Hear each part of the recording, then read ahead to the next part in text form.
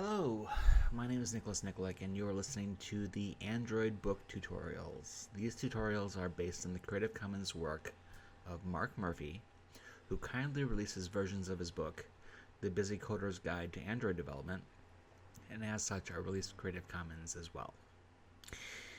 I will read from the book and go through the points directly. You might be warned at this time that I cover up to Android 4.4, whereas the original subscription book is updated on a quarterly basis. For completely current versions of Android, please purchase a subscription to Murphy's book at commonsware.com. Linear layout and the box model. Linear layout represents Android's approach to a box model. Widgets or child containers are lined up in a column or row, one after the next. This works similarly to VBox and HBox in Flex and XUL, etc. Flex and XUL use the box as their primary unit of layout. If you want, you can use linear layout in much the same way, eschewing some of the other containers.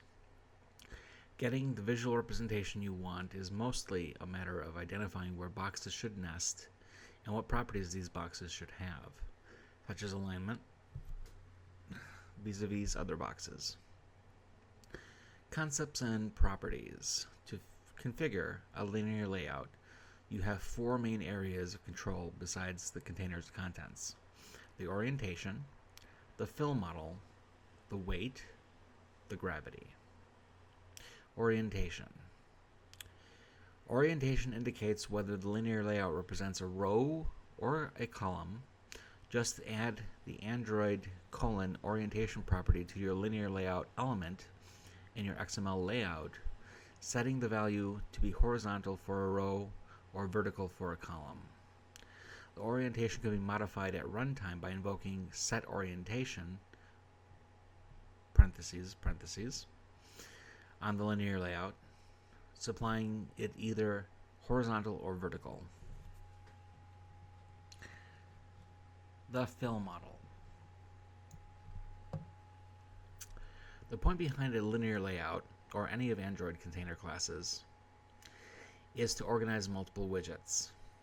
Part of organizing those widgets is determining how much space each gets. Linear layout takes an eldest child wins approach to allocating space. So, if we have a linear layout with 3 children, the first child will get its requested space. The second child will get its requested space if there's enough room remaining, and likewise for the third child. So if the first child asks for all the space, for instance, this is a horizontal layout, and the first child has Android layout width match parent, the second and third child will wind up with 0 width. Weight. What happens if we have 2 or more widgets that should split up the available free space? For example, suppose we have 2 multi-line fields in a column, and we want them to take up the remaining space in the column after all widgets have been allocated their space. To make this work, in addition to setting Android layout width for rows, or Android layout height for columns, you must also set Android layout weight. This property indicates what proportion of the free space should go to the widget. If you set Android layout weight to the same non-zero value for a pair of widgets, for instance 1, the free space will be split evenly between them. If you set it for one widget and 2 for another widget, the second widget will use up twice the free space as the first widget does, and so on. The weight for a widget is 0 by default. Another pattern for using widgets is if you want to allocate sizes on a percentage basis.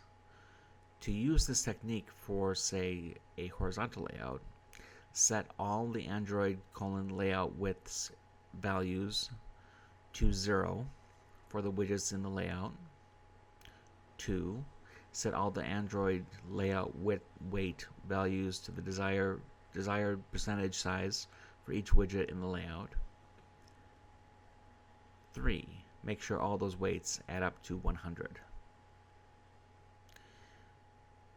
If you want to have space left over, not allocating to any widget, you can add an Android weight sum attribute to the linear layout and ensure that the sum of the Android layout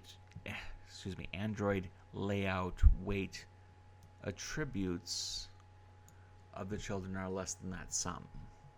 The children will each get space allocated upon the ratio of their Android layout weight compared to the Android weight sum, not compared to the sum of the weights.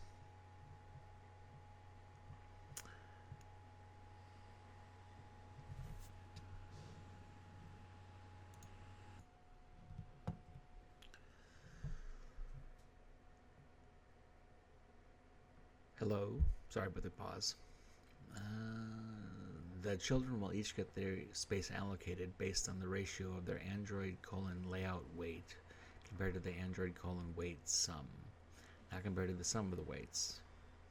And there's empty space that takes up the rest of the room not allocated to the children.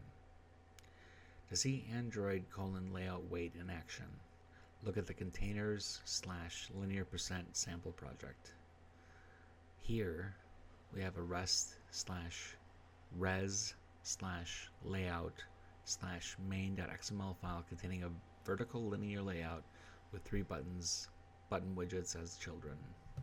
So here we see them, and their layout weight is 50, 30, and 20, and that adds up to 100, meaning that the linear layout gives half of the space to this first button, and then a third of the remaining space, roughly half of the remaining space, a little more, to this button, and then whatever's remaining to this button. I'm sure he's about to explain it. Each of the 3 button widgets declares its height to be 0 dip. However, each also has an Android layout weight attribute, with the top button requesting a weight of 50, the middle button a weight of 30, and the bottom button a weight of 20. The result is that the button widgets' heights are allocated based solely upon those weights. And here's a picture of it.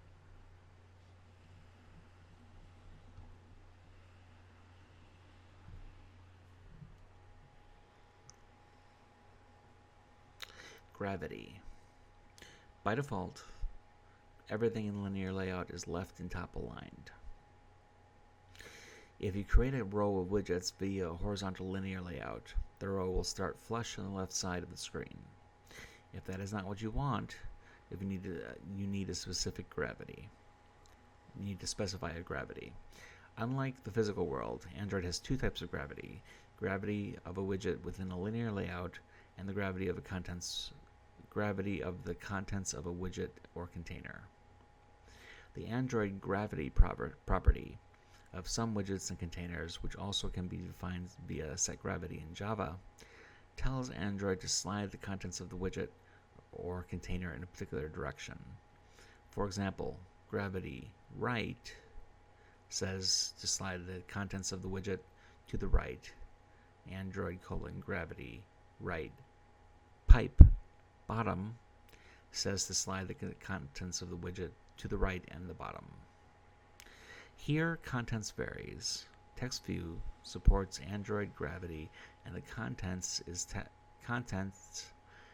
the text held within the text view. Linear layout supports Android gravity, and the contents are the widgets inside of the container, and so on.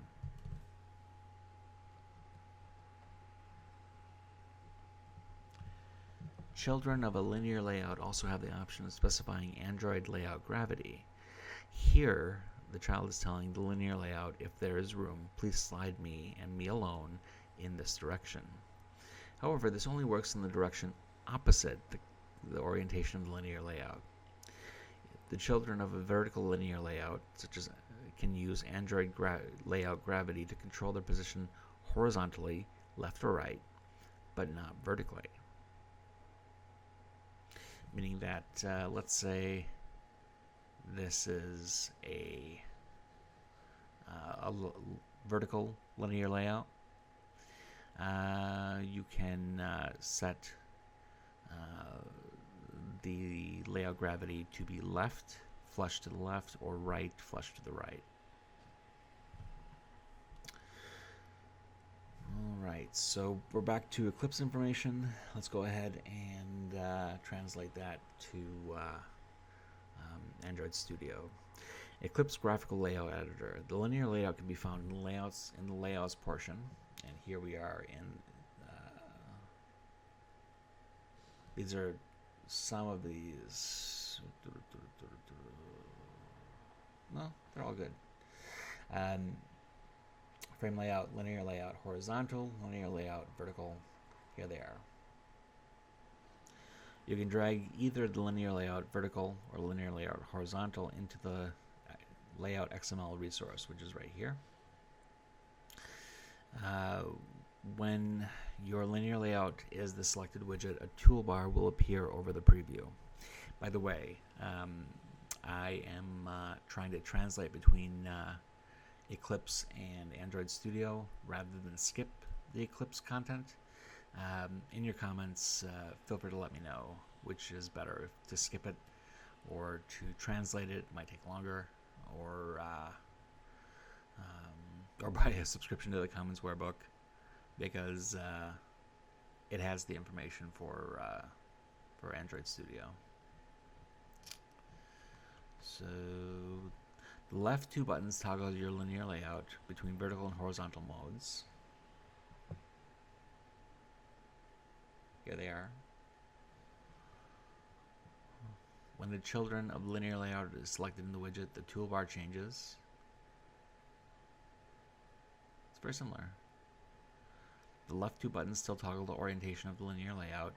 The width and height buttons on the right toggle the width and height of the selected widget. The right six mouse buttons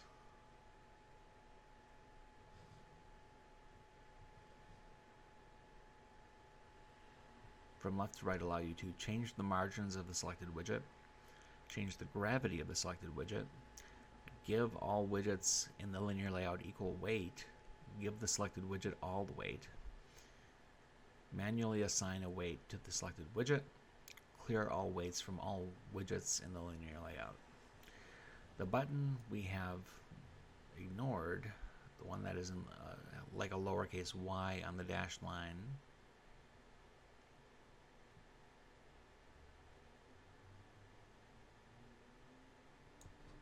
I believe that's this one.